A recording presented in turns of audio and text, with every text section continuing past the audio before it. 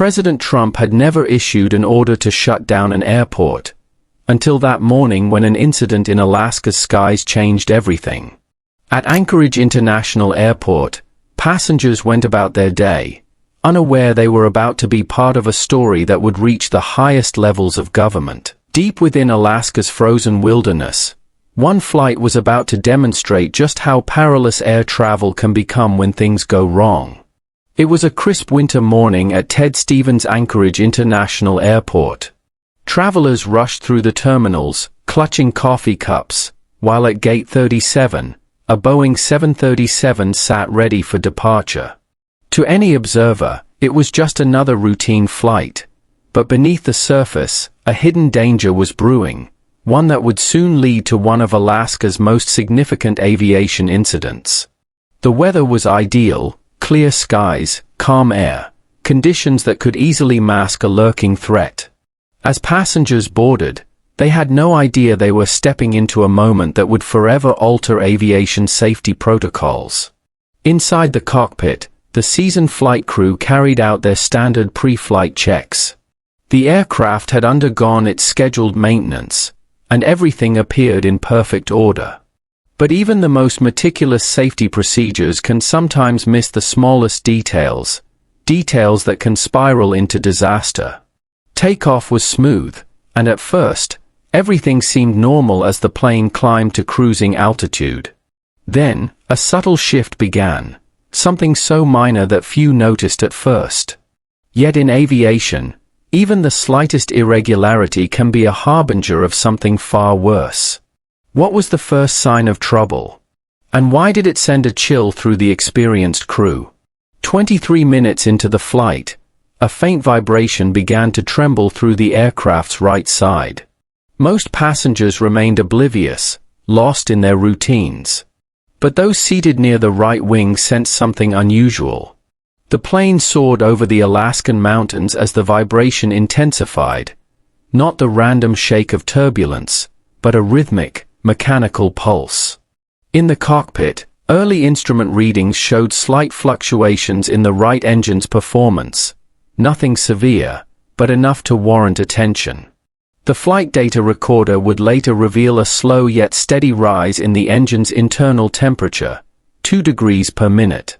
It wasn't fast enough to trigger immediate alarms, but it was enough to raise concern. The pilots first noticed inconsistencies in the engine's pressure ratio readings. Within minutes, the slight vibration intensified into a distinct shudder. The engine's power output fluctuated, causing minor speed variations. Inside the cabin, drinks rippled, and window shades rattled. Strangely, the cockpit's warning systems remained silent, as the issue fell into a gray area, concerning, but not severe enough to trigger alarms. Flight attendants, relying on their experience, exchanged uneasy glances, sensing that this was no ordinary turbulence. Meanwhile, onboard computers detected subtle irregularities in the engine's fuel flow, hinting at increasing mechanical strain. To make matters worse, the aircraft was flying over mountainous terrain, where maintaining altitude was crucial for safety. The crew carefully evaluated their options. Despite the worsening engine condition, radio communications with air traffic control remained routine. However, the flight crew had already begun preparing for the worst. The weather was calm, but the persistent vibration suggested an escalating crisis. 30 minutes into the flight, the engine's erratic behavior worsened, setting the stage for one of Alaska's most harrowing aviation incidents. As the aircraft climbed to 36,000 feet, what had seemed like minor issues rapidly spiraled into an emergency. The crew's instincts, sharpened over years of experience, told them this was no longer a routine flight. Then, the silence shattered. A thunderous noise reverberated through the cabin. The right engine's cowling, a heavy metal cover, began to tear away.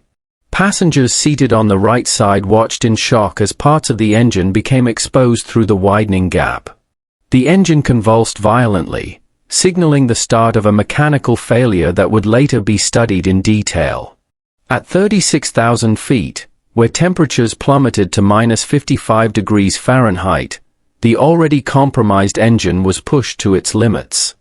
The partially detached cowling disrupted airflow, intensifying vibrations that threatened the engine's structural integrity. Flight data revealed rapid power fluctuations between 85% and 97% thrust, sending tremors through the aircraft that passengers could feel. Automated systems struggled to maintain stability, while the cockpit lit up with warnings. Flashing yellow lights and blaring alerts bombarded the crew.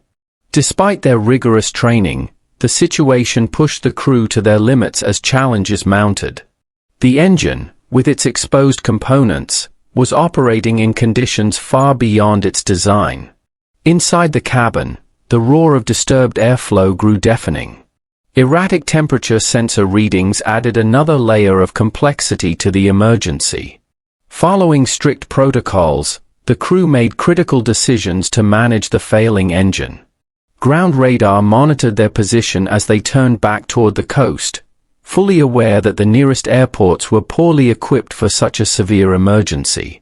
Fuel management became a pressing concern. The compromised engine was consuming fuel at an accelerated rate, forcing the crew to carefully balance reserves while planning an emergency landing. Unpredictable aircraft system behavior added to the growing tension. As the engine cowling threatened to detach entirely, controlling the aircraft became increasingly difficult. Below them, the vast Alaskan wilderness offered few landing options. The crew faced a crucial choice: attempt an approach at a small regional airport or head for Anchorage, where emergency teams were fully prepared. With the morning sun revealing the extent of the damage, time was running out. What had begun as a mechanical failure had escalated into one of the most critical in-flight emergencies in recent aviation history. The crew initiated a calculated emergency descent, knowing that lowering altitude would provide better control. However, the damaged engine's erratic behavior and disrupted airflow made the maneuver perilous. Disengaging autopilot, the pilots took manual control, carefully navigating through turbulent air that could worsen the crisis. The aircraft's flight management system flashed warning messages. Every second counted. The rapid descent and uneven thrust pushed multiple systems to their breaking points. Warning lights flickered across the panel as the systems fought to adapt. Radio chatter grew louder as air traffic controllers urgently cleared a path through the crowded airspace, adjusting flight corridors to make room for the struggling aircraft. Other flights were rerouted, creating a protective airspace bubble around it. Meanwhile, the engine's condition deteriorated, with metal fatigue warnings reaching critical levels. The detached casing had triggered a chain of mechanical failures throughout the engine. Every passing minute increased the risk of further damage, yet the engine's remaining power was vital for flight. Fuel management became paramount, as the engine burned through more fuel than usual while providing less thrust. The nearest airport was still 23 minutes away, a long wait in such a critical moment. As the plane descended through shifting air densities, maintaining control became more difficult due to compromised aerodynamics. The crew made constant, precise adjustments to counter forces that threatened to veer the plane off course. Emergency teams along the Alaskan mountains sprang into action, preparing for any possible outcome. Medical personnel stood ready as the plane descended, anticipating any emergency. The flight management system's algorithms struggled to cope with the aerodynamic disruptions caused by the damaged engine, leaving the crew to rely more on their training than technology. At 15,000 feet, the denser air offered both improved control and additional strain on the engine. The sound of the wind rushing around the damaged cowling filled the cabin. Following emergency procedures, the crew achieved small victories, staying one step ahead of the evolving crisis. The crew knew the most critical part of the journey was yet to come. With the engine's reduced thrust, they would need a longer runway, and the challenging wind conditions demanded constant adjustments to their flight path. They carefully balanced speed and stability to ensure a safe approach. As the snow-covered Alaskan peaks loomed closer, the extent of the damage became apparent, with ice forming around the engine components. What had started as a routine flight had quickly turned into a crisis that would soon capture the nation's attention. The crew braced for a landing few pilots would ever experience. With a severely damaged engine and compromised controls, their approach into Anchorage came much earlier than planned.